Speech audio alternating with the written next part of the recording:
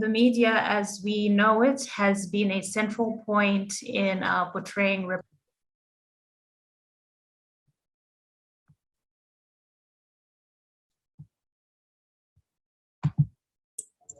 Ruth, did we lose you?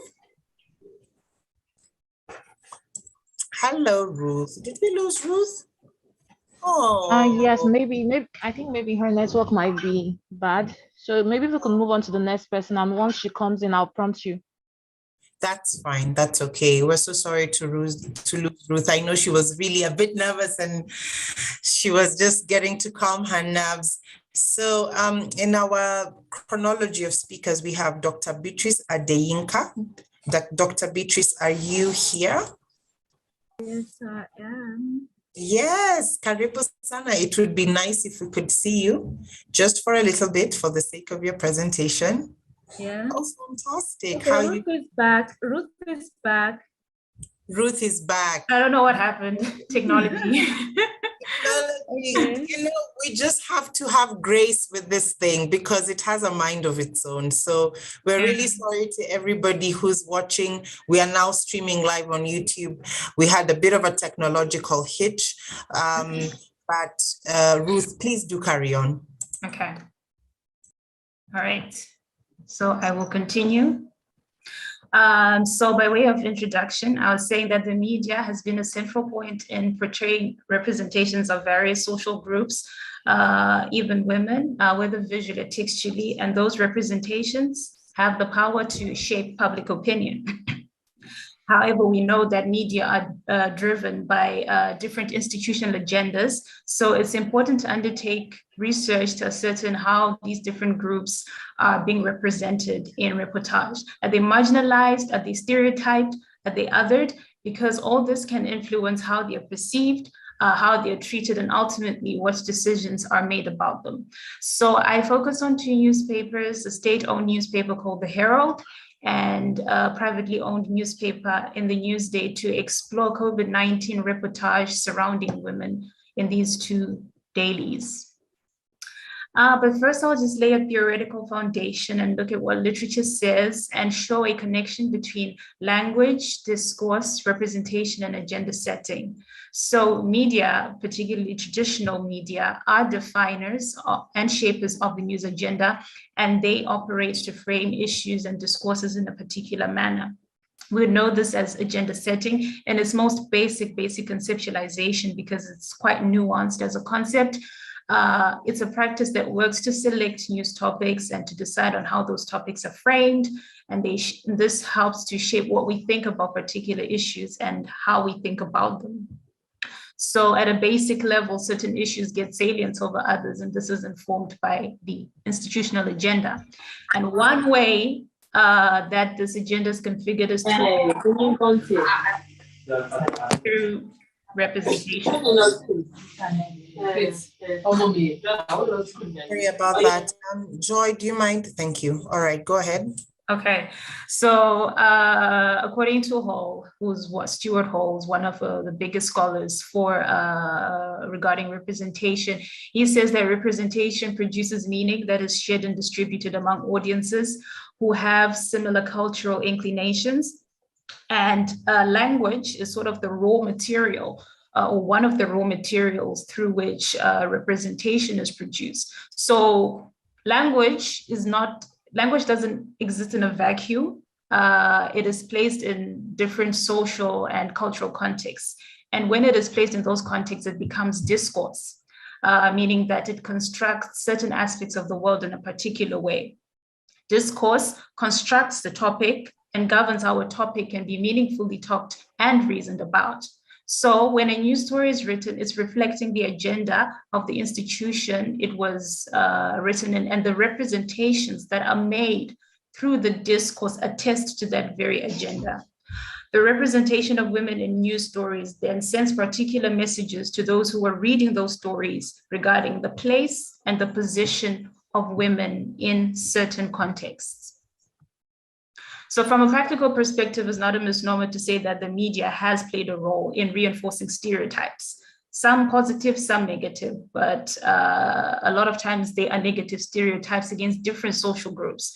And there have been multiple research studies that have been done that show representation of women in media, whether film, whether photography, whether newspapers. It shows women as domesticated or as docile, or even protesters as terrorists. You see all of those representations, and we see those same stereotypes being reproduced in Western media with regards to COVID-19. However, we need to be critical about this. We shouldn't be linear in our thinking. So it's not just to say that representation, the media is always going to perpetuate negative representations. There is a new trajectory where representations no longer play on stereotypes of docility and victimhood, but more on choice and empowerment and freedom. Consequently, representation has taken on this wave, and discourses that are informed by an institution's agenda will reflect more empowered reportage.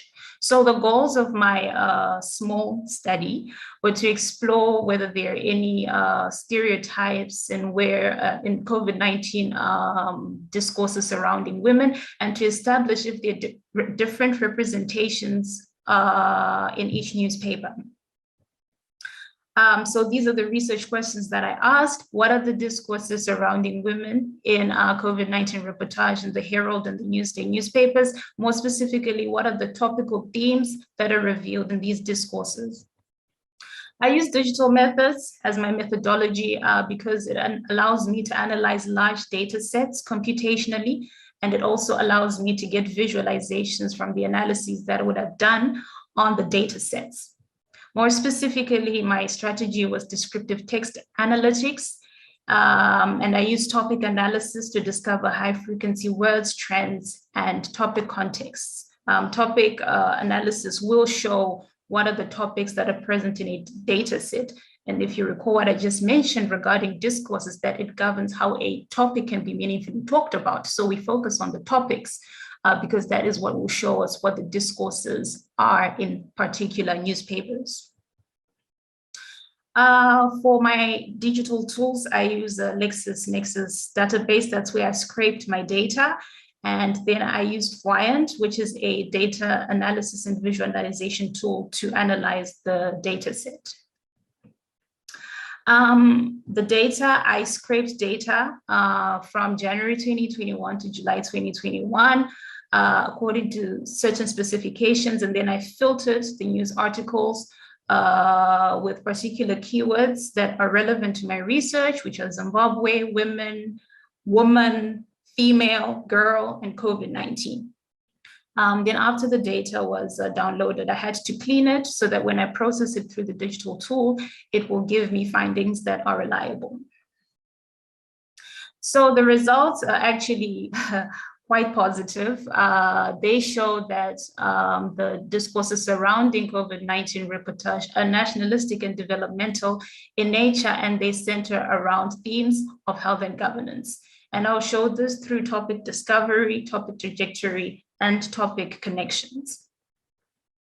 So if we look at topic discovery, we have the Newsday. The word cloud reveals the main topics concerning COVID-19 reportage. The primary words that are highlighted are the government, development, health, vaccines, and the cabinet. And these are mostly state-oriented terms, and they reflect motions of health governance. It's quite similar as well in the state-owned Herald newspaper. You've got primary topics of government, development, economic, health, and these terms again are also political, or not political, but mostly state-oriented, and they place the government at the center. If we look at how these topics developed over the period from January 2021 to July 2021, we can see in the Newsday that the health topic, the government topic, and the development topic, the trajectory was quite consistent. But for the topic on vaccines, it's quite irregular and sort of dissipates in the middle, but then it surfaces again at the end. And then in the Herald newspaper, there is a consistent flow on the topics of government, rights, and development. And it's quite consistent above the board. And then if you look at the topic connections, the network analysis shows that there are strong flows through words like vaccine and health and ministry and care and child and procurement in the Newsday. And again, we see that these are the discourses that are present, centering around the state and the government a lot, with strong relation flows to care and health. If we look at the Herald, the network analysis shows strong flows through words like distributed, health program, the government, and vaccination. So we see that the discourses around surrounding women in COVID-19 reportage are quite state-oriented. I will move on to the discussion to say that the discourses are not too different from each other. They all have national and governmental strands in their reportage.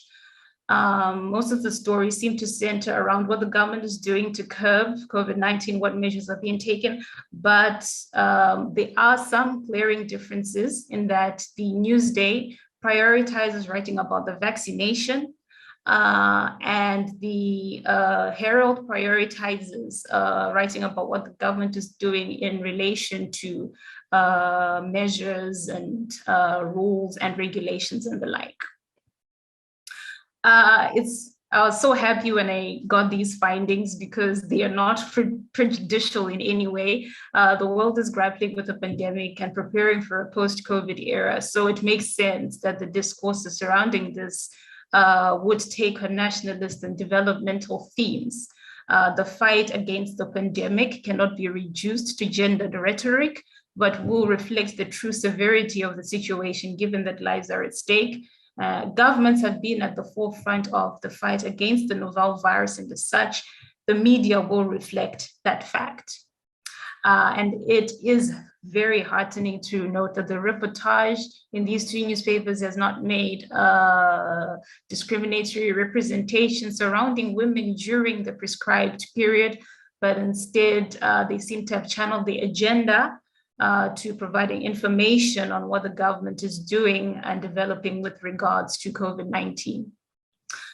So overall, the agendas of both newspapers are developmental, and the topic, in terms of the topic analysis, the discourses do not seem to reflect any prejudice or stereotypes in their reportage on women.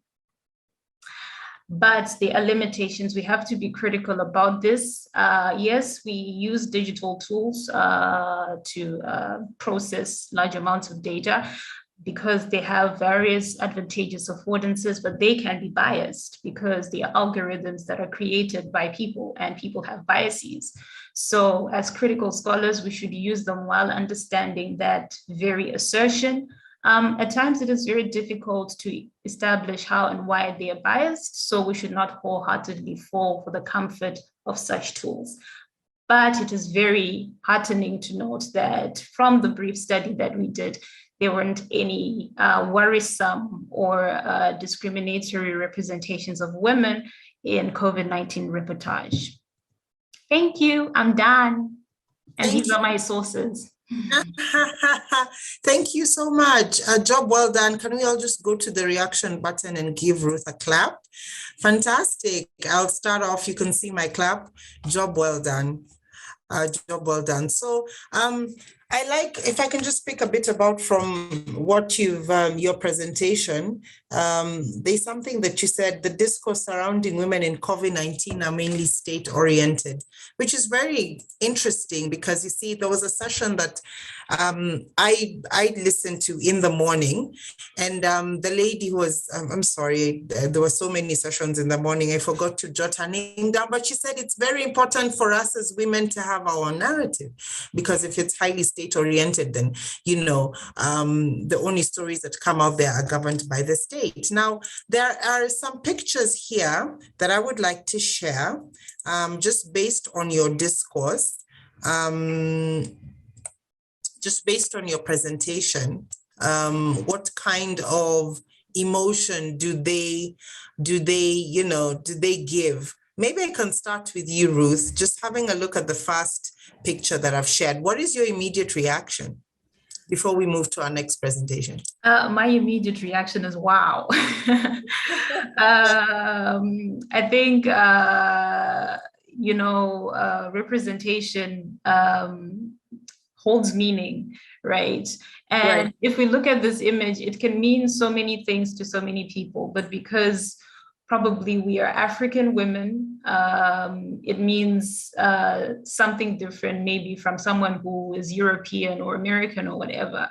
I feel as if what is being said by this image is that the virus, Omicron variant, is Right. a South African virus. It is Black. Yes. It is intentionally on its way to Europe, where that variant is non-existent. And yeah, there's malice involved. There is bad motives involved. In a nutshell, it's racist. So these are the sort of representations that you're seeing in Western media, in COVID-19 reportage, which I feel is quite a pity.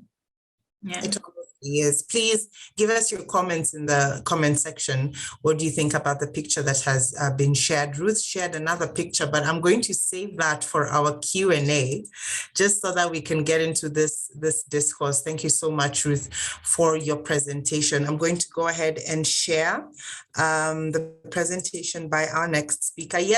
Yes, please give her a round of applause. I see they're still coming. Absolutely deserving. Well done, Ruth. So just give me a second so that I can share the second presentation. Is it this one? Okay. Let me first begin by introducing our speaker. It says the screen sharing has failed. I'm going to try again because I'm not going to allow it to have, there we go. It has agreed. Fantastic. Our second speaker is Dr. Beatrice Adeyinka, who's a lecturer at the University of Ibadan in Nigeria. She will be tackling coping with constraints in ethical journalism practice in the COVID-19 era in Nigeria, especially targeting women journalists. Really excited to hear this presentation because ethics in journalism is something that has been discussed throughout this conference, and especially targeting women. I think it's a presentation that is noteworthy and is of the season. Ladies and gentlemen, please put your hands together for Dr. Beatrice Adeyinka. Karibu sana daktari. Hello. Yes, Can you hear me? Yes, we can hear you very well. Can you see your slide that I have now shared? Yes, thank you. Hello, everyone, and it's my pleasure to be in this session, and I want to thank the organizers of this program for this opportunity to make this presentation, and I want to thank Cynthia as well for moderating, and to my co-presenters, I say hello to you all.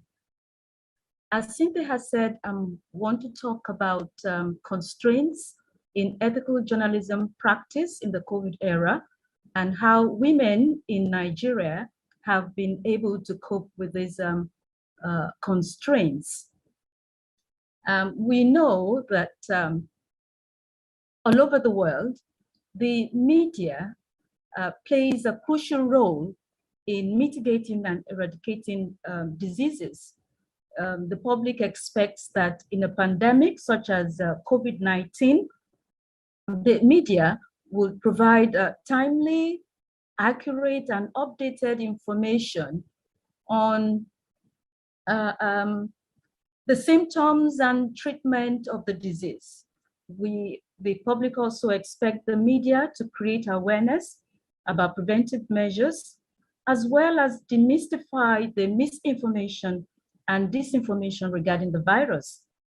We all know that we have quite a number of conspiracy theories surrounding COVID-19, its symptoms, its treatment, and we expect the media to help demystify some of these conspiracy theories. Now, to justify this topic, it is necessary, next slide please, it's necessary to note that at the heart of mitigating diseases is effective journalism. So we expect that journalists will be up and doing at this particular time, but then the challenge is that most journalists, as well as other media professionals, are facing difficulties in carrying out their responsibilities, and they face quite a number of challenges. One of the major obstacles has to do with the ethical challenge. Other challenges include social, economic, and the psychological challenges. Next slide, please. Next slide, please. Now, I have identified some gaps in literature when it has to do with constraints in ethical journalism practice. And one of the gaps in literature is that despite the fact that we've had a lot of studies on COVID-19 and the media, not much attention has been paid to the impact of the pandemic on ethical journalism practice in Nigeria. Moreover, research has shown that women journalists are indeed vulnerable during a pandemic, but then there is dearth of literature on the impact of COVID-19 on women in Nigeria.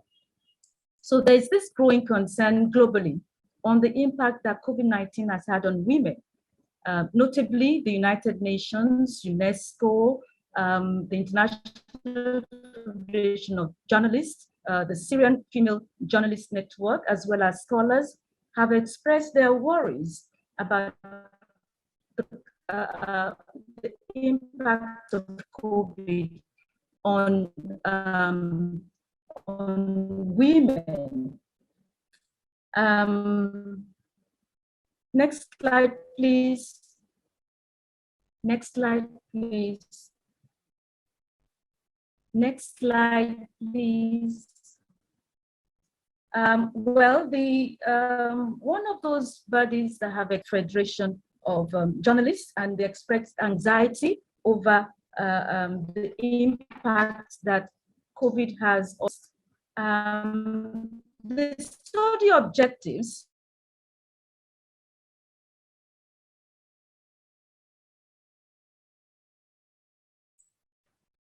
Dr. Betty, are you still with us? I think we seem to have lost her in terms of network. Joy, can you hear me? I just need to make sure. Yes, I can hear you. Okay, great. I just need to make sure that I can be heard, and it is not that the problem is on my side, and indeed, Dr. has dropped off. Okay, yeah, so I think she'll probably try to log in again. Okay, yeah, absolutely. I'm going to guess who I'm throwing it back at. Hello, Ruth. You did not escape my breath. Oh, there she is. Yes. She's gotten back in. Okay. Hello, Dr. Laninhun. Okay. I'm sorry, was it from my end? Yes, it was. And even right now, you're from my end. Yes. Yes, I'm back. Hello. Can you hear me? Yes. Can you hear yes, me? I can. Yes. Can you hear me, please? Yes, we can hear Can I you. go on? Okay, can I go on, please? Can I No, it's still have a the bit slides shaky. back? The slides are back. Okay, so please tell us when you can see the slides. Okay, yes, I've seen the slides, and I was going to talk about the study objectives. Is Can that we go back to the study objectives, please? Okay, yes. So quickly, there are three main objectives of the study: to examine constraints in ethical journalism practice during the COVID era and how women journalists are dealing with them. The second objective is to determine the implications of the pandemic on ethical journalism practice in a post-COVID-19 era. And the last objective is to determine how women journalists can be strengthened and supported during a pandemic. Next slide, please. The next slide has to do with studies that have been conducted on impact of COVID-19 on women journalists. And I tried to synthesize some of these studies. And the key findings of these studies are highlighted. The first one has to do with the effect of COVID-19 on the mental health of women. And we have quite a number of scholars that have worked on this. And other findings have to do with the fact that women find it very difficult to reconcile work and private life. The COVID-19 has increased their labor, and we know that we have, as women, the issue of multitasking is a difficult one. And other studies also highlight, the next slide, please. Other studies highlighted limitations on access to information. Women also, just as their male counterparts, they have financial constraints.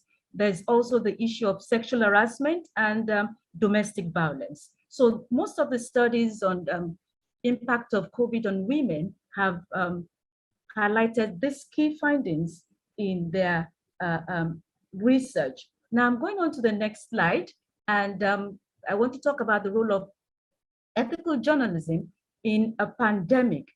Now, it is important to know that ethical journalism is seen as the antidote to COVID-19 misinformation as well as disinformation. And it is expected that the press would provide verified scientific fact-based news and analysis. And in fact, the UNESCO Communication and Information Advisor also reiterated the fact that in a pandemic, we expect that journalists will play a life-saving role in fighting infodemics. So ethical journalism, can I have the next slide, please? Has to do with detecting errors and timely correction of such errors, and also making sure that whatever is published is in the best interest of the public.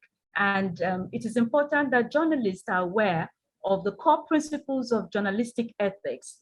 And can I have the next slide, please? Can I have the next slide, please?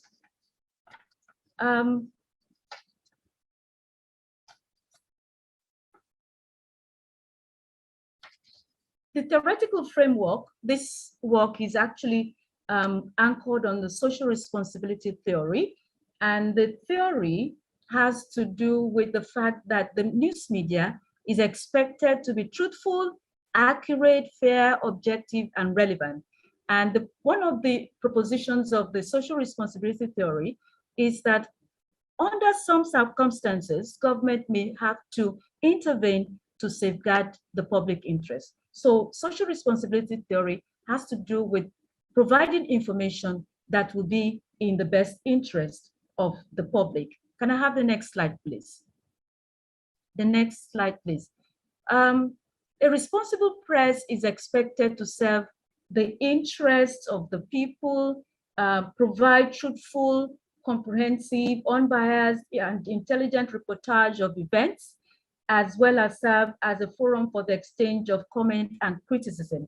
So it is expected that journalists will practice ethical journalism if they really want to provide the antidote to misinformation and disinformation. Now, the method of this study The study employed the qualitative method of research, and the study panelists across the mainstream media as well as the online media. I selected 20 female journalists through purposive and sample. Can I have the next slide, please? The next slide describes the sample. Female news editors and reporters based in Lagos, Ibadan, and Abuja in Nigeria were selected. And also the chairperson of the Nigeria Association of Women Journalists, NAWOJ, Oyo State chapter, as well as a FIMS and Oyo Council were the sample for this study. Now, the next slide talks about the instrumentation. There are 3 validated interview guides targeting the 3 different categories, that is the reporters, the news editors, and professional bodies that were used in data gathering. For the in-depth interviews that were conducted during the 3rd wave of the pandemic in Nigeria. And the data were analyzed using the thematic as well as the explanation building approaches. Now I go on to my findings. My findings, yes. This slide presents findings on ways in which the COVID-19 pandemic affected women journalists, and it affected them in various manner. It had social, economic, and psychological impact, as well as the fact that it violated the human rights of some of women journalists that we spoke with. And some of these participants share their experiences. Can we have some of the experiences in the next slide, please? Yes, one of the participants said, as for me, it really disrupts a lot of activities, and going out to source for information and news was reduced. So they couldn't really, some of the women could not really be up and doing, they couldn't go out probably because of the lockdown. And then one of the participants, who is also a nursing mother, actually narrated her experience. She said, during the period, I was scared of contracting the virus and infecting my family, especially my baby. So there was that fear of contracting the virus and infecting the family. Can we have more experiences in the next slide? Another participant talked about the fact that she couldn't strike a balance. It was so stressful having to deal with the home front as well as work. And then another participant also reiterated the fact that COVID-19 added to her work schedule because she had to work 24/7 to make sure that coverage and transmission of news was smooth. Next slide, please. Now, this particular slide also talks about some of the experiences of participants. They talked about the fact that they were insulted because they felt that they weren't talking about the truth about COVID-19. And some of them, the public wanted them to castigate, indict government, but they couldn't do that. And then it was also discovered that adherence to COVID protocols was very low. And when the interviews go around collecting data, wearing their mask, traders make fun of them. And they call them coronavirus because they don't wear masks. And seeing these reporters wearing masks was a little bit strange to them. Now, can we have the next slide? Now, the next slide, it's a positive one. One of the interviews shared her experience that COVID-19 actually had a positive impact on her because it gave her the opportunity to do her job virtually. Next slide, please. Next slide. Now, this particular slide talks about the challenges. Can we go back to the last slide? It talks about the challenges facing women journalists in the COVID era. And the most remarkable challenge has to do with financial constraints because they had to get most of the kits themselves. Their organizations did not provide these kits. and then their homes were threatened because their husbands were afraid that they would come back and infect the family. There was strained relationship between the mother and child relationship was strained because they couldn't come back and relate with it. They had to isolate. Once they go out to collect data and they get back home, they have to isolate. And then some of the participants also shared the experience of discrimination, that because some people were laid off during the strike, and it was women that was most affected. Women were the ones that were mostly affected in the layoffs and in the cut in pay. And there was favoritism. Most of the editors favored male reporters and male editors during the crisis. And then there was this issue of fake news, which stared them in the face. Next slide, please.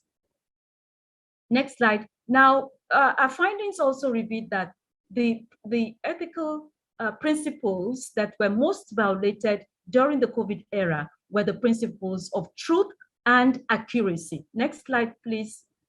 Next slide, please. Now, it was the truth and accuracy principles were violated mostly because journalists had to rely more on what government agencies provide for them in terms of the number of casualties, in the number of COVID-19, those who are affected by COVID-19, the number of deaths, and they couldn't verify. They couldn't go to isolation centers so they had to report exactly what the NCDC asked them to report. And there were criticisms along this line. Next slide, please. Next slide, please. Now, what are the coping strategies of these female participants, women journalists? Now, most of them said they had to make sure that they verify whatever the source of the story. And once they cannot verify, they consider it as fake news. And when they're in doubt, they leave out such stories. And one of the participants also said that if she's in the vicinity of where the news news breaks, then she will go ahead and meet the persons involved and interview them. Next slide, please. Next slide, please. Now, one of the ways by which the female participants try to cope with the challenges of COVID-19 was to develop a positive nature. And then they try to motivate themselves by they had passion for the job, and that drove them on. And then one of the respondents said, what kept her going was determination, discipline, and she focused on her goals. There was no distraction for her. And another participant that was a victim of domestic violence said that all she had to do was to break the silence and speak out and report to the appropriate quarters, such as the family court. She was a victim of domestic violence. And then for the ethical challenge, they tried to verify their facts and verify the news. They did a fact check with NCDC, and they relied more on what the NCDC asked them to report. They talked to experts, and they also rely on credible international agencies for their reportage. Next slide, please. Now, what are the lessons learned from the pandemic? Now, some of the participants shared the lessons learned from the pandemic, and they said that on the positive side, they had knowledge of information technology, and they also had knowledge in online journalism. Next slide, please. Now, other lessons learned is the fact that women have to take their health seriously, particularly mental health. And also they need to observe COVID-19 protocols and to make sure that they prioritize the safety of their immediate family. Next slide, please. Next slide, please.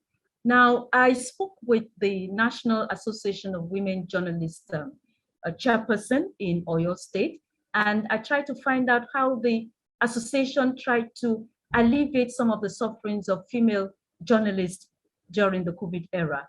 And my findings are that the association tried to encourage members to observe COVID protocol They gave out palliatives to members who are in need, and they actually had to settle issues, particularly issues that had to do with domestic violence and mental health. There were issues of people who were really depressed, and some of them were on the verge of committing suicide.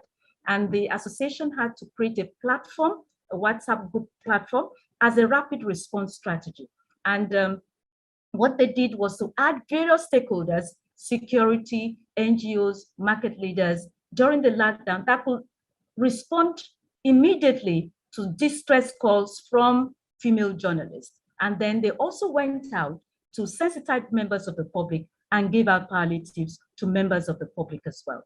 Now, the Nigerian Union of Journalists also tried to meet the needs of female journalists during the COVID era. They provided tags for easy movement of females because some of them were actually harassed by military security agents. So they had to come together, provide tags for them, and also provided protection kits as well as relief materials for their members. Can we go on to the next slide, please? Next slide, please. Next slide, please. Yes. Now, next slide. Now, the implication of the pandemic on the future of journalism practice is that journalists need to be more acquainted with digital tools of communication, and they also need, can we go on to the next slide, please? Can we go on to the next slide? I'm trying to be mindful of time. Now, yes, let's go on to how to strengthen and support women journalists. Now, this is the last bit of the presentation. How do we strengthen and support women journalists during a pandemic? Now, we need to recognize that journalists are frontline workers, so they need good welfare package. There's also need for regular payment of salaries. Some of the participants actually told me that some of them were not paid for 3 months. Some of them were paid half salaries. They also complained about the fact that they needed capacity building. They need to build their capacity, and most especially, they need to build up their skills in investigative journalism as well as online journalism. They also need mental health support. And of course, they need training in disaster resilience. Next slide, please. Now, this is the last slide. And there's also the need to provide non-pharmaceutical products to female journalists, because most of them had to use their money to buy these face masks, sanitizers, and so on. And they also requested for tangible palliatives and loan facilities, because most of them actually live on half salaries. They also need insurance cover, and specifically they mentioned life assurance policy. And NAWOJ and NUJ needs empowerment. I thank you for listening. Thank you so much. Can we all just go to the reaction button and give Dr. Beatrice Adeyinka Laninhun an amazing round of applause. Thank you so much for this well thought out presentation from beginning to end. There's so many similarities between what you presented and what Ruth presented earlier in terms of most of the discourse about women during the COVID-19 pandemic was widely state oriented in terms of the reportage. So that's really great. And just listening as Joy helps me to upload Dr. Ijeoma's slides, it's very interesting to note that from a personal point of view, I was pregnant just before the pandemic. And when there was a total lockdown in Kenya, I went into isolation and like everybody else, and I had to report to work. And I identify with the experience given by one of the respondents. It was very challenging for me because I also thought that I was going to infect my baby. I also like the point that you brought about fake news. And it was very important just to get the facts right. So thank you so much, Dr. Beatrice. We will definitely get into the Q&A. Of course, if you have our poster, you know, up next is Dr. Betty Baba. Sadly, we've not been able to get a hold of her. So in the interest of time, we are going to go to our next speaker, Dr. Ijeoma Dorothy Ajaero. Daktari, are you here? Yes, I am. Good afternoon, Welcome. everyone. Thank Welcome. you. And I'm just going to introduce you real quick. Dr. Ijeoma Dorothy is a lecturer at the Department of Mass Communication at the University of Nigeria. She is going to touch on the portrayal of women in Nigerian newspaper coverage during the COVID-19 third wave. Ladies and gentlemen, let's give our ears and our hearts to Dr. Ijeoma. Daktari, please start your presentation. You have 15 minutes. Okay. Thank you very much for that. I hope you can hear me. I can hear you loud and clear. Okay, thank you. And I want to say that, like you rightly pointed out, Ruth's and Beatrice's presentation were actually similar. And I think mine too is also similar to what they presented. So I will start real quick. I came across a study when I got the call for this conference. It talked about a representation of women during COVID-19 pandemic. So the study was done across 5 or 6 different countries. So I thought it wise to actually do something, centered on just Nigeria. Though I used just 3 Nigerian newspaper, but I think it gave an idea of the roles female journalists actually take, and whether we have female experts talking about this pandemic. So I'm going to start real quick. We know that traditionally the African society already have different rules for both men and women. When you're growing up, a lady is told to go to the kitchen, you need to keep the house clean, you need to do this and that. So you already know that this is your role as a woman. And for other people, the men see themselves as, above board, um, different strokes for us. So, and over time, the media have actually been accused of reinforcing this roles. And we have scholars who have actually argued that the misrepresentation of women in the media is due to men dominating media echelon with no appreciation of women's role. And based on that, we know that the COVID-19 it came on in December 2019 in China, and it was declared a pandemic. And since then, the media has been covering this pandemic, giving different aspects of the coverage of COVID-19. And they've been following the everything about this COVID-19 pandemic. Now, they do that with multiple stories and consistent headlines and continuous updates across the country. So,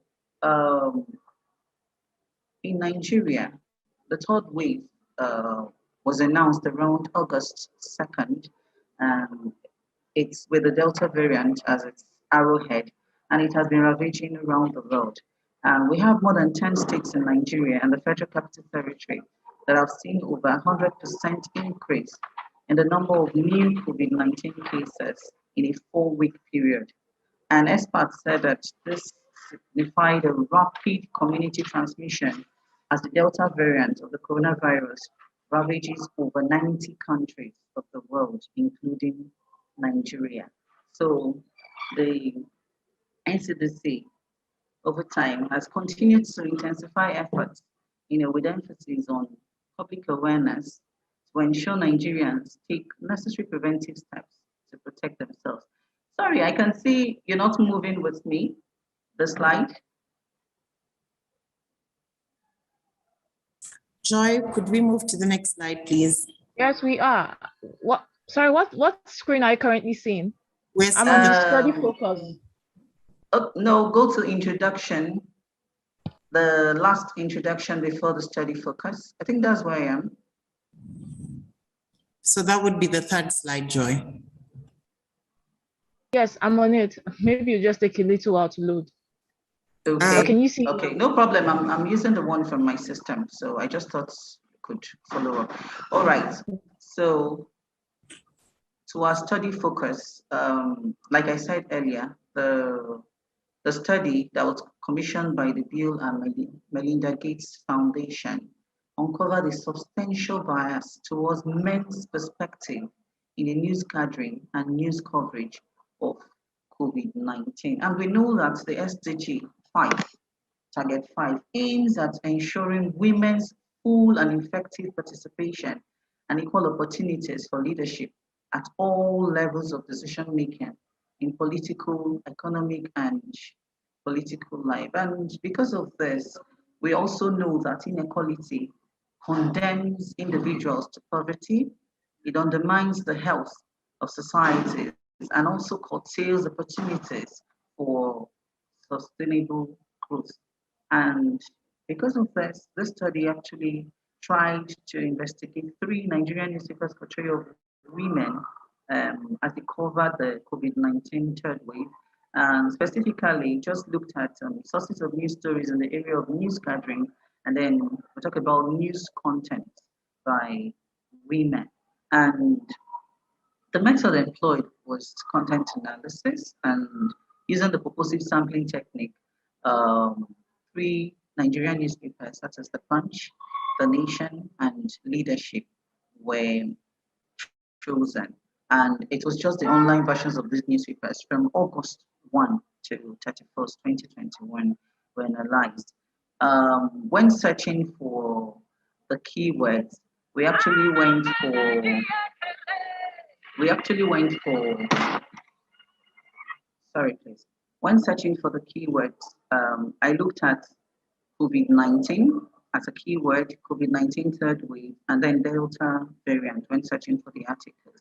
And the unit of analysis were straight news, features, editorials, letters to the editor, and opinion articles, while the instrument for data collection was the code sheet. Now, for frequency, about 222 articles on COVID-19 were analyzed. The Punch had 117, Leadership had 48, while The Nation had just 57. Now, going straight to news gathering, I saw that male reporters had, the highest percentage, about 97, that's 43.7% of the story were written by male reporters, and this was followed by news agency report. I saw that most stories were gotten from the news agencies, specifically NAN, that's News Agency of Nigeria. So a lot of these stories came from, agency report, while female reporters came third. We saw some female reporters who actually reported on COVID-19 third wave. Then there are other sources like other sources that were not classified.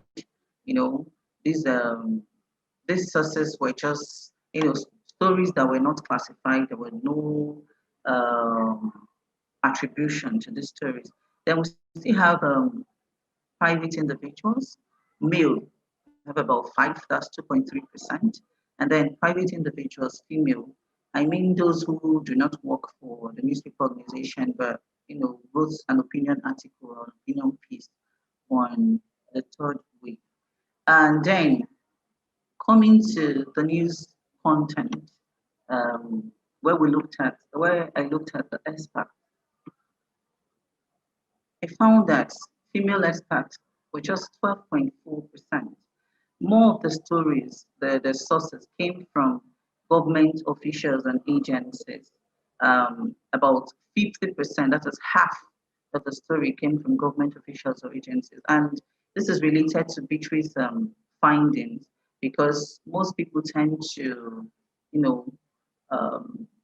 go to their websites like the NCDC websites, like the Listen to Government Officials. We have the Commissioner for Health.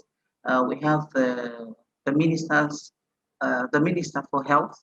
Then we have commissioners of different states. So these are people whose voices were actually heard. Then male experts at about 42, that's 15.3%. And when it came to victims, just about 4, that is 1.5%, were actually victims, female victims, while male victims were just 2. And then the voices of groups and organizations have about 41. These are organizations like the WHO and other bodies that are not government agencies. Then for others, we have like the traditional rulers and maybe other groups that could not be classified as groups or organizations. So I will talk briefly about these findings. Now, I'm sorry to interrupt, Dr. Are you now able Okay. to see the slides move? what? Are you able to now see the slides move? Yes, but I've gotten to the findings. So The that's last finding. all right. Okay, thank you. Is it okay? Okay. Yes, all right. this is good. So I just wanted to discuss a little bit about these findings. We know that, like, I would make a little reference to Beatrice's presentation when she talked about the challenges female journalists actually face when they cover COVID-19 news stories. And I think it makes more sense to me that we have less female journalists. Now, in my department here in school, the ratio of female to male is about, let's say, 1 to 10, as in 1 male to 10 female. So we have more leaders studying mass comm here in my department. But it's different from what you get when you go to the industry. We have fewer ladies who actually practice. And I think it's making more sense when I heard about the challenges.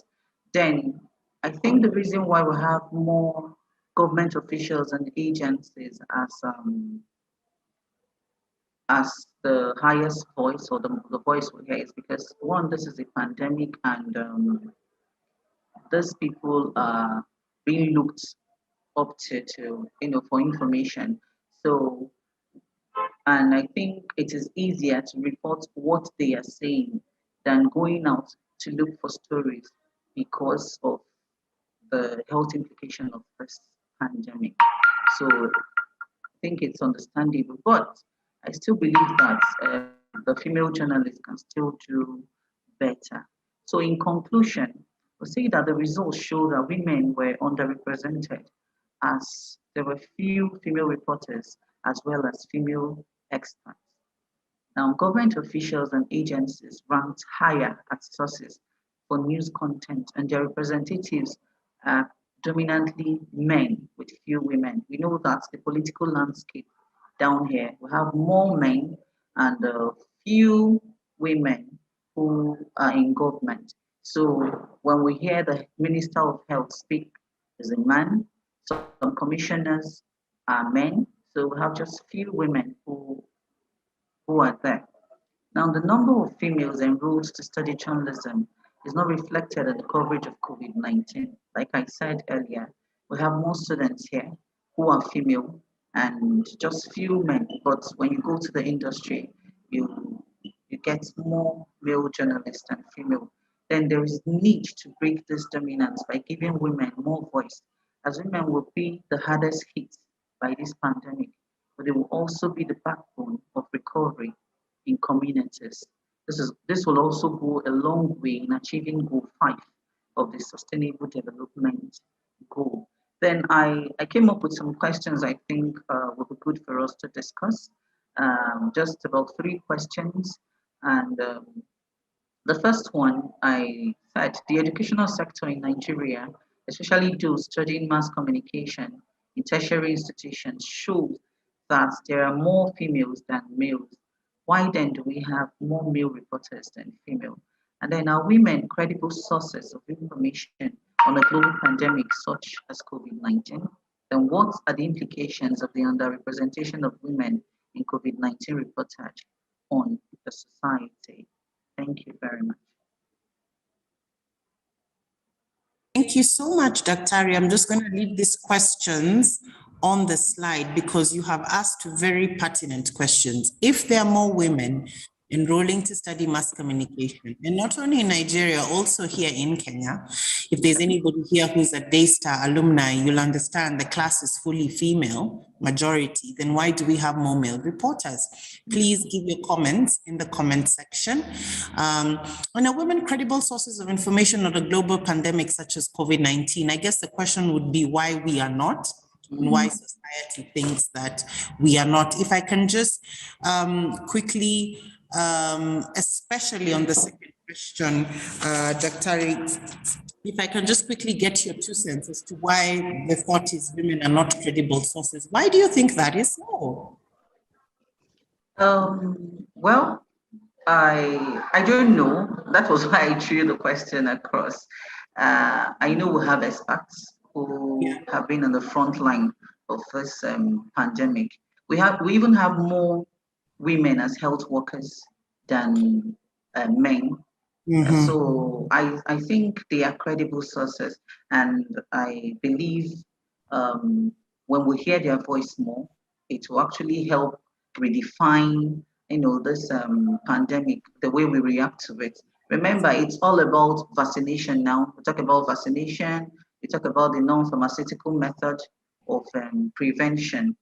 But there's this thing, we say you keep talking about this, but it seems like people don't take it seriously, especially here. You go to the market, you're wearing a mask, and the market women are laughing at you. It happens. You look like a masquerade. So I think if we hear more women speak, they will relate, to this pandemic. Oh, okay, this woman, she's talking from the point of view of a mother and an expert too. So I think it's better if we have women as.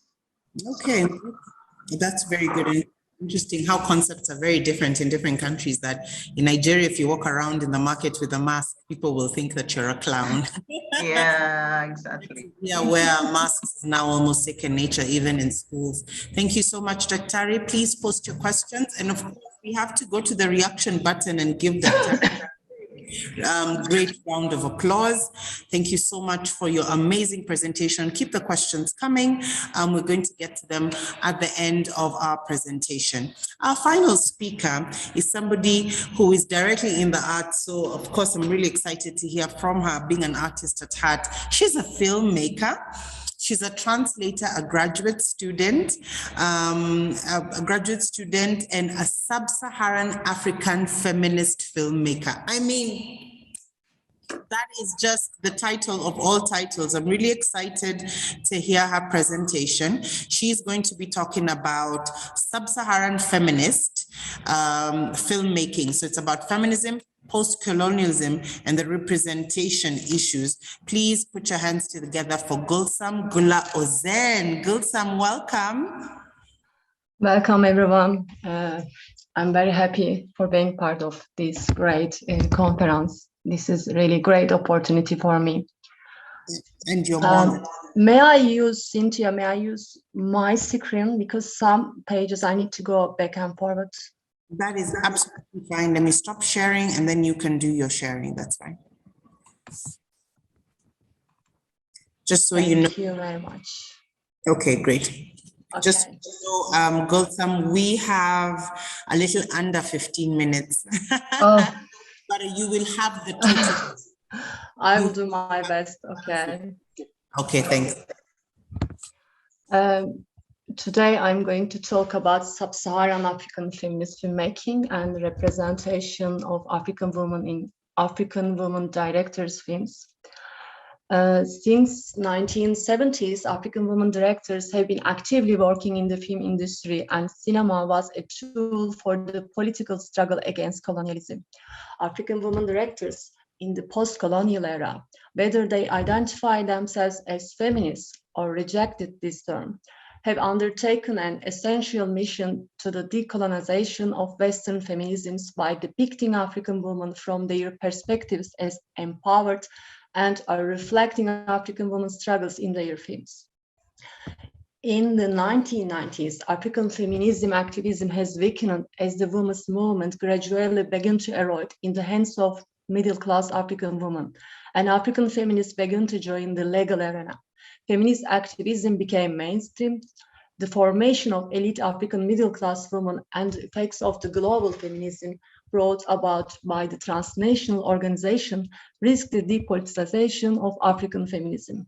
Collective themes and concerns are increasingly being replaced by individual issues.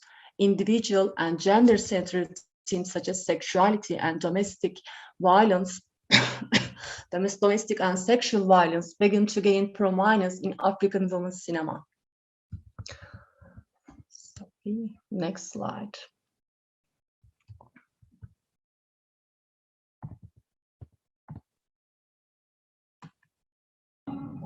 Gulsum, so you know what I've discovered? It has to be full presentation mode. There we go. All right, great. Okay, sorry. Individual and gender-centered themes such as sexuality and domestic and sexual violence begin to gain prominence in African women's cinema. In the short film selection related to COVID-19 lockdowns that is discussed in this research, most of the female characters in the films are in the role of passive victims of oppressive men. The films that are analyzed in this paper demonstrate how this kind of representation may have impacted the perpetuation of the victim myth in African feminism and the cinema. African women have been portrayed as the victim of oppressive culture in the Western discourse. Western culture has portrayed African women, especially women in poverty in Africa, as unempowered and unliberated. Western liberal feminists presume that African women and men participate in societal interactions as weak women and strong men subjects. This assumption defines the African woman as a constant victim of a particular society or culture, detaching her position from its historical context. Feminism is a problematic term for numerous African scholars and women's rights activists. Western feminism is seen as a product of cultural imperialism, and therefore using the term feminism is perceived as a risk for African women's rights activism. In general, their definitions of feminism are that they must fight against all forms of inequality. African feminisms share a common goal to unsettle victimized representations of African women that dominate globally. They seek to produce more complex and alternative narratives of these women's lives. African feminist filmmakers propose a strong criticism and stance against colonialism, neoliberal policies, and global patriarchy in a broad fashion, addressing these influences while carrying the pressures on African women's private lives onto the screen.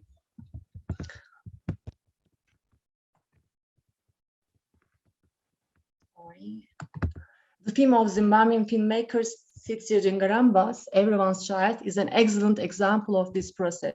The film tells the story of a young girl who lost her parents to AIDS and had to take responsibility for her little brothers and sisters. The film reflects individual themes in a wide range of social, economic, political, and cultural contexts, and preserves its political direction without putting the female character into a victim status. In the film, even though the young woman suffers from economic hardship, loses her parents, and raises her younger siblings, she is also banned from the village, suffers sexual harassment, and prostitutes herself to survive. She is portrayed as powerful, positively thinking, considerate, and caring character, not merely as a victim. Contrasting Western feminism's stress with the independence of women from men. Everyone's Child underlines the African feminist idea of interdependence between African women and men in pre-colonial times. Thus, in the film, women and men were mostly seen together. They are depicted similarly as they struggle with poverty, health crisis, and even sexual harassment. Unlike earlier films, which focus on structural and cultural barriers facing women. Today, neoliberal policies and global feminism see African women's issues being represented in more individualistic terms. The body and issues of rape and domestic violence have come to dominate feminist agendas globally, and this inevitably affects women's cinema in Africa. Kenyan film Love Zawadi by Bambu Getty reflects on the increase of rape against young girls and women during the lockdown in Africa. In this film, a suicide letter of a woman named Zawadi is heard as a voiceover, but the film shows the experiences of 3 different women during the lockdown. During the film, the emotional tone of Zawadi's voice accompanies several consecutive rape scenes of different women. Firstly, a teenage girl is seen laying on her bed with her earphones on. When she's out of focus in the background, a man's hand holding a glass of alcohol enters the frame. He approaches the girl from behind and attacks her. The girl starts crying and is screaming during the rape. The rape scenes in the film continue. Men appear any time of the day or night and assault women in their bedroom, kitchen, or even in the toilet, then rape them. In the final scene, the women are seen holding a razor, a rope, a medicine bottle, or a knife. Another Kenyan short film, Maya,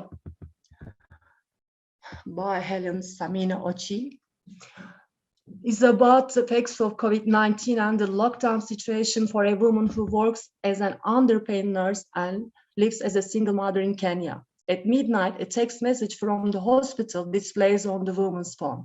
She is instructed to go to the hospital to report about COVID-19 related cases.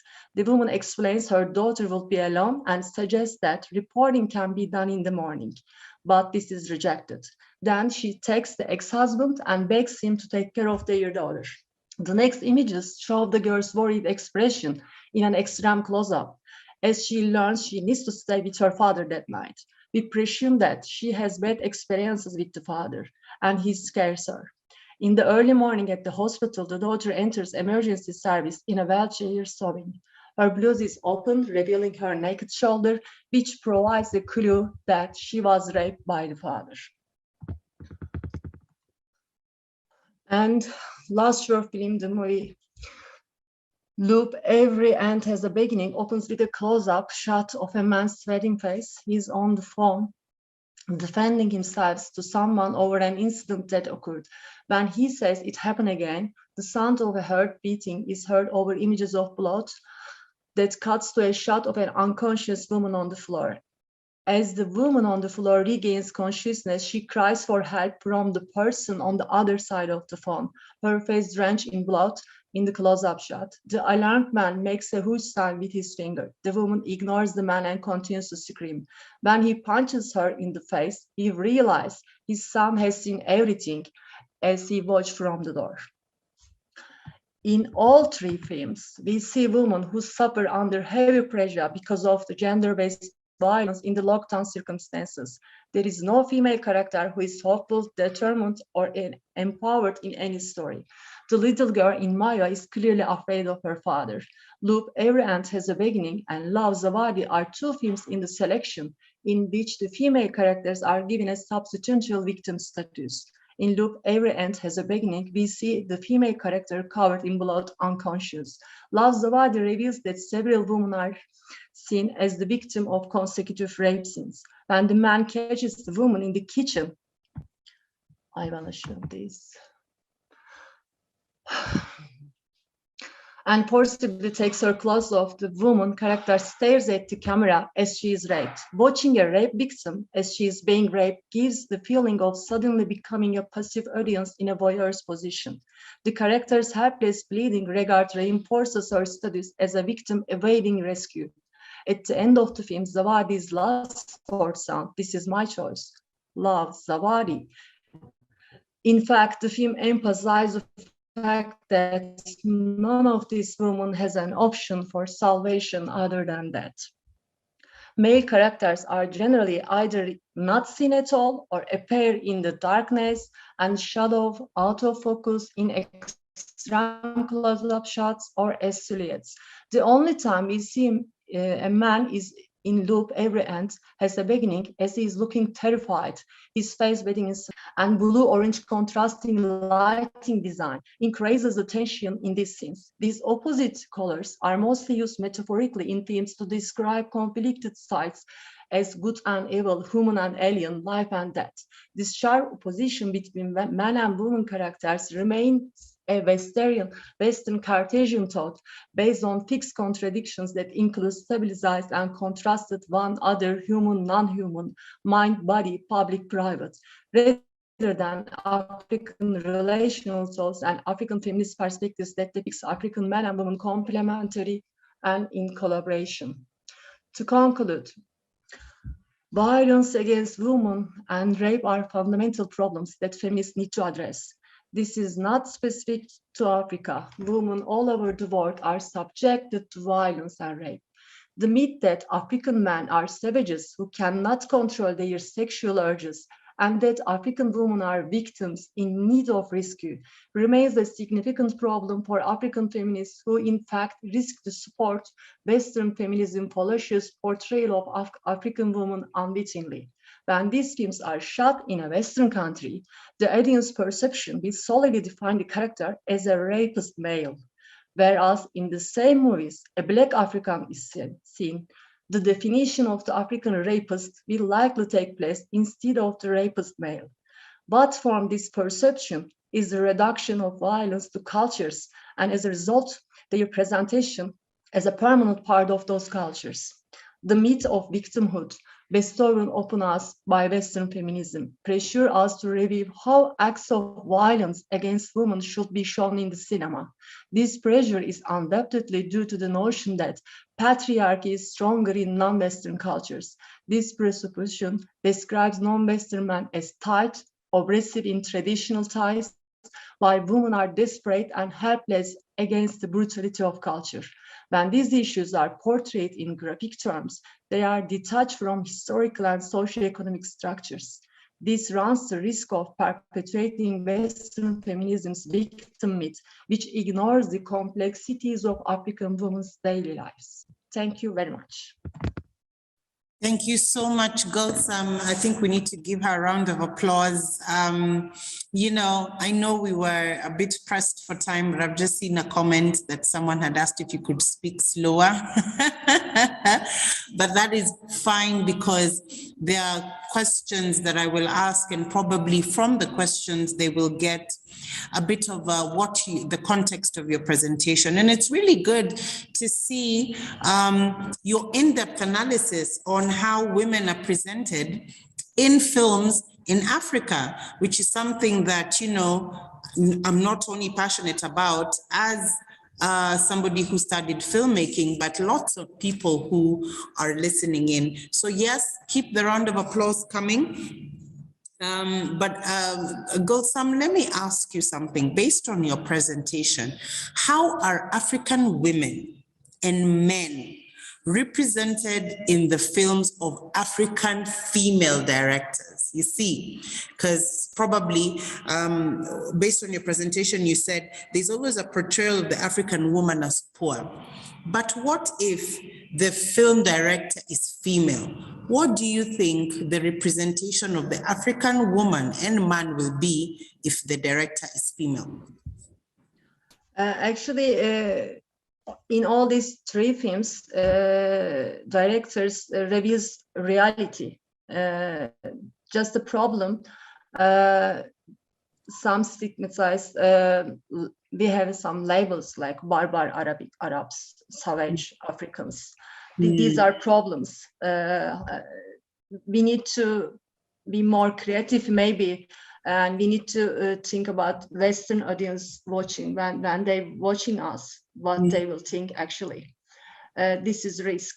Yeah, all these issues happening, I agree. There are many men, African or Turkish or any other, many rape cases happening every day, every hour. But the problem is how we need to represent this as you ask, and maybe more realistic. When I watch Everyone's Child, I can see many African men in the film, some of them bad, some of them rapists, some of them caring.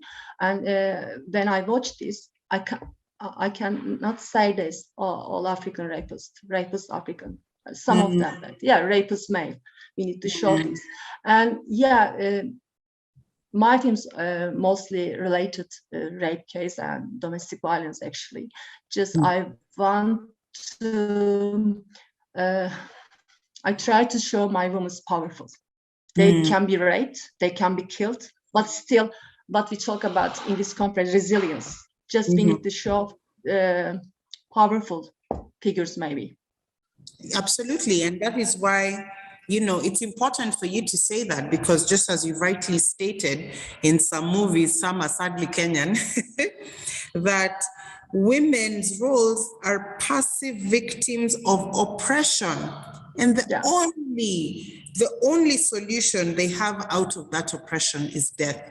So I like what you've said, that, you know, as a filmmaker, if a woman is sadly going through, if that's the scene, rape, then as much as she's going through this traumatic situation, her only salvation is not suicide or there. I totally love that. I absolutely do.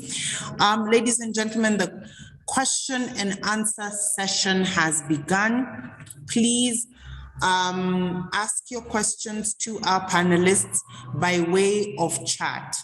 Because of the bandwidth that will be used if everybody turns their video on to ask a question, it would probably be best if we just restrict the questions to chat.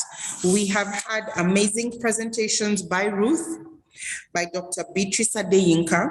We've sadly not been able to listen to Dr. Betty Baba, but we had a presentation by Dr. Ijeoma Ajaero, and of course, Gulsum Ozen, who is a filmmaker and a feminist as well.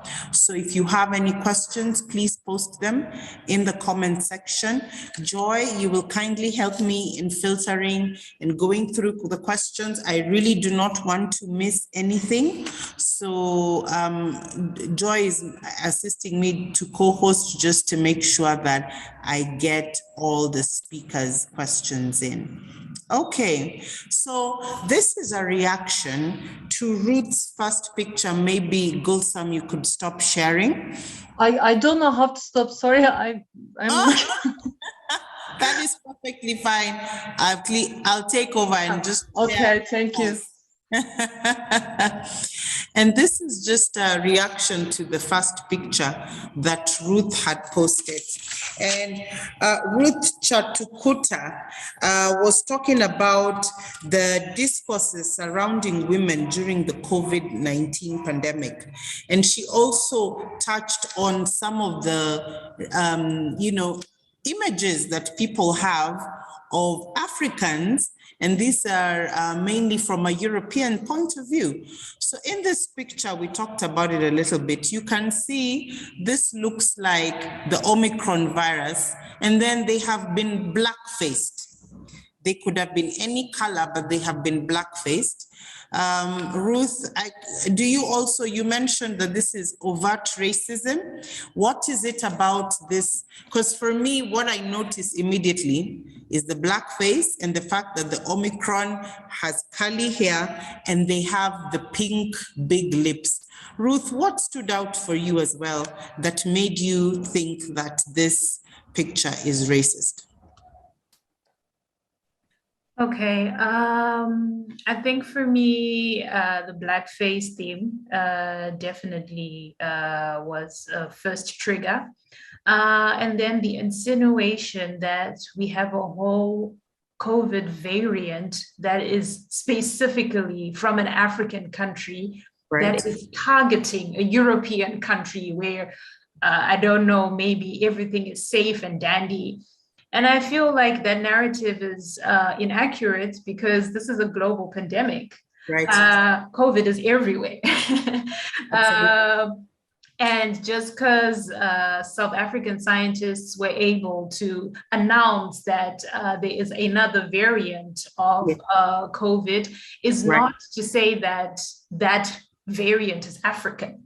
Exactly. And I do remember when COVID first started and it was being labeled the Chinese virus, there was a huge uproar about that this is not a Chinese Chinese virus. But why is it we are so willing and we are so calm to label Omicron an African variant? It's not an African variant. It's just a COVID variant. So I found that very racist. Absolutely. Marcia has added and said also the flag is also will definitely make it racist. I have a question for you, Dr. Ijeoma. Your question is from Rahima Aderin, and she says, can Dr. Ijeoma explain the process employed to ascertain the writer's gender? I know one cannot ascertain cannot ascertain that the gender by just looking at the names. So, Dr. Ijeoma, Rahim, question? Okay, thank you, Cynthia. Yes, you know, there are some names that are gender specific. For example, names like Deborah and even Cynthia.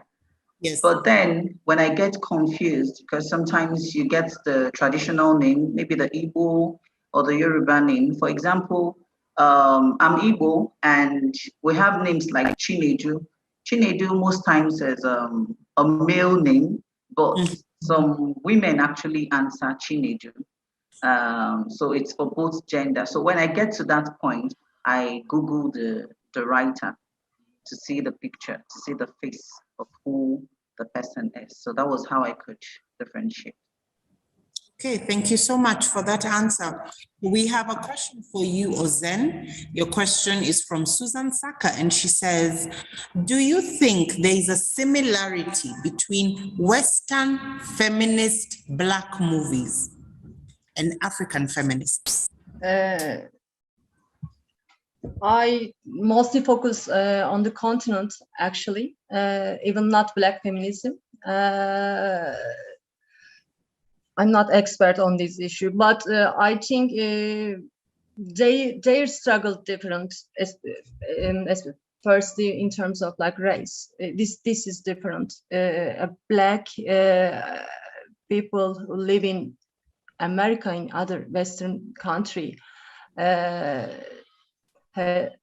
different experiences in terms of racism than continent. They have very different struggles, and this reflects their films.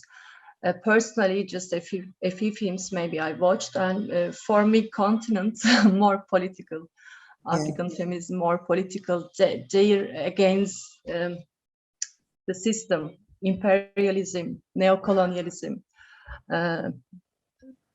Briefly, this I found more political. Okay, totally, absolutely. Still on reactions to the pictures that Ruth had asked to share, just to spark discourse. Natasha said, the first image really enraged me, to be honest. It is latently a racist image. If you think that is, there's a second image that I have shared. And yeah, for those who, you know, probably you're not, you cannot see it. I hope you can. I'm told, Ruth, tell us a bit more about this image. What does it invoke in you? Okay, so I just came across this on Twitter, and it was a comment that was made by a law scholar, a Zimbabwean law scholar, and he was talking about this particular image. Basically, the headline is saying the virus from Africa is with us. This is a German newspaper, and they have an image of a Black woman and a Black child. And I think that, you know, there have been multiple representations over the years of deep dark Africa, the continent of poverty and disease. And I think that this representation is playing on that, and it's perpetuating inaccuracies, much like the first image that we discussed, because it is giving the virus a continental identity of which it's not. It's a global pandemic.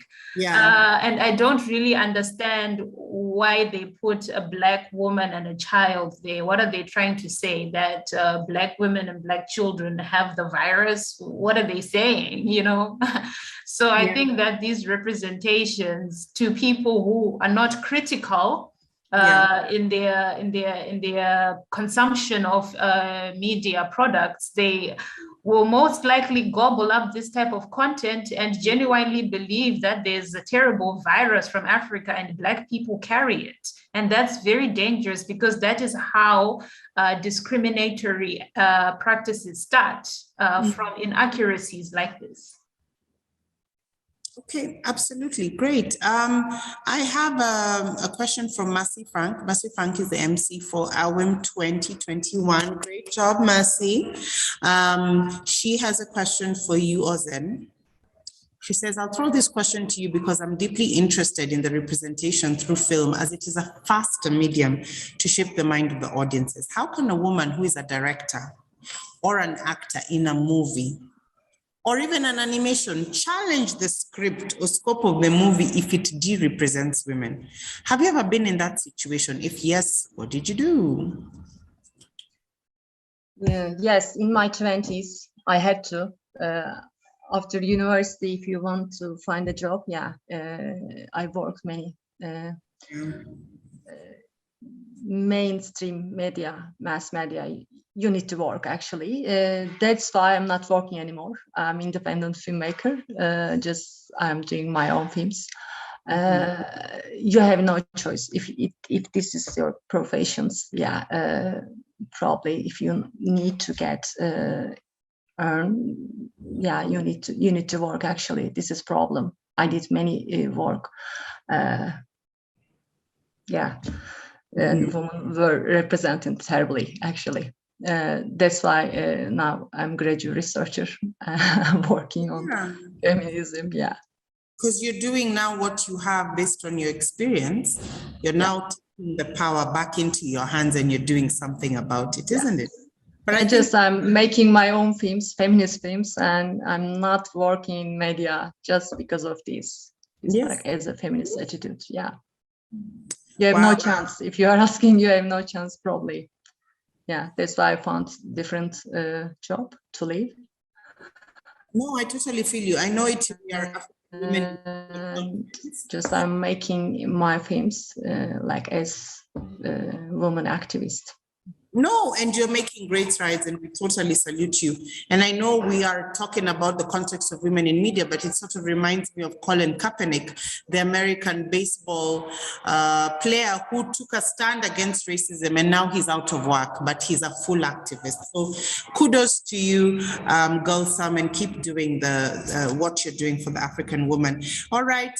We are slowly running out of time, so if you've got any burning question, please throw it in the chat.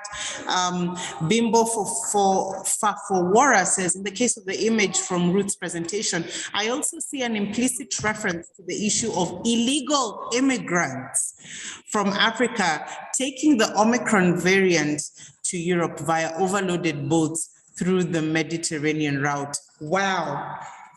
I didn't see that, but now that you mention it, I'm like, yes, absolutely. Why is it that, they were not coming like on foot? Why is it the boat?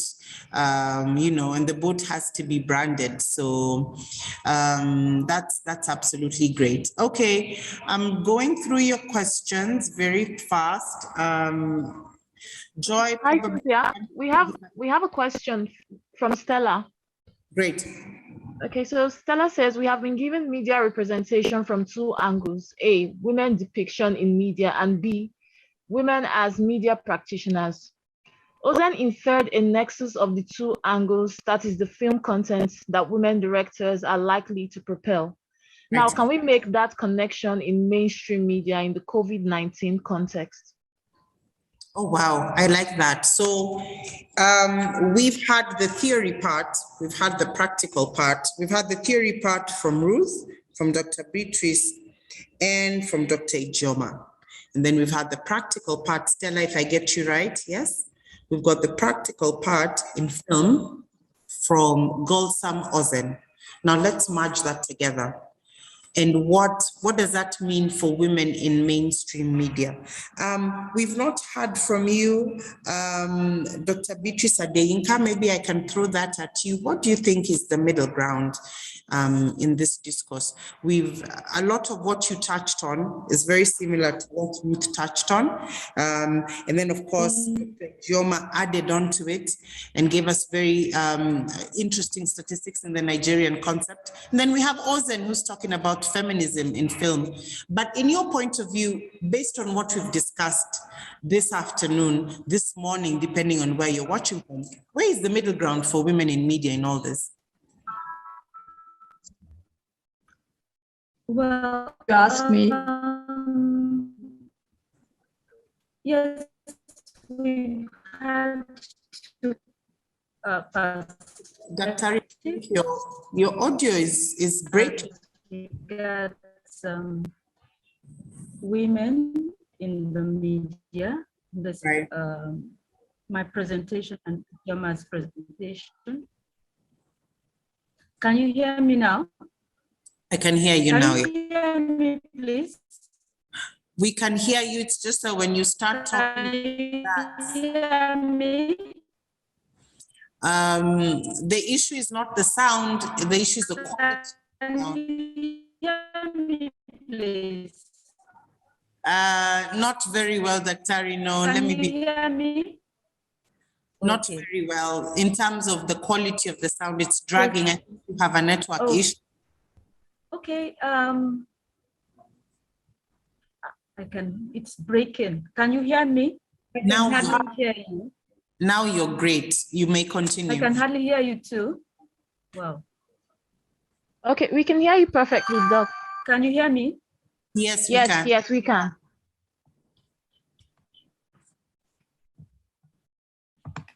Okay, I think we've lost her. Maybe I can throw it as a round of closing remarks. I can rope in Dr. Ijeoma, Dorothy. Based on today's discourse, where is the middle ground for African women in media? Where can we now, if we pick from everybody's presentation, what does this mean for African women in media in our current context? Because we're still in the middle of a pandemic. Thank you. From my own perspective, I think women who are actually journalists should, be in the front line. For example, now, if I'm a female journalist, I should look for more of a female expert, to talk about these things. And Right. Over time, when I did my PhD, I looked at climate change. It's an environmental thing, but I want to relate it to this. And I actually looked at framing, and I found that when climate change is framed as a human interest thing, people tend to listen and they do not see it as a futuristic thing. So I think same with COVID-19, the issue of giving us number of deaths, getting things from government officials alone, not really portraying the human angle of this pandemic, except telling us who is infected, how many are infected, and all the rest of them. I think it's not really right. So if women can actually be heard more, by presenting their views more, I think that should be our middle ground in breaking all this. Remember, women are actually powerful. We are in the front line of all this, and we take care of our husbands, we take care of our children, and everyone. So I'm thinking if more of the women voices are being heard, then definitely to strike a middle ground. Fantastic. Thank you so much, Dr. Ijeoma. We've run out of time, ladies and gentlemen. I'm really sorry for those who were not able to address your questions. Probably just a comment, Dr.